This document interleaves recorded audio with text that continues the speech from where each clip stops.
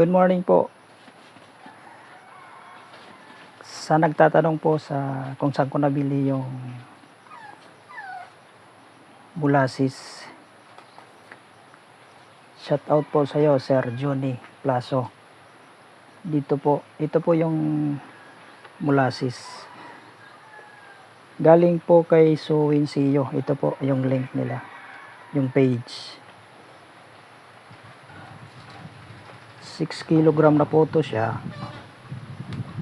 Tsaka legit po na mulasis.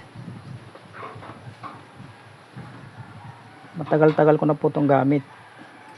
Mag 2 months na rin po sa akin. Talagang pagana sa pagkain ng kambing ko. Yun lang po.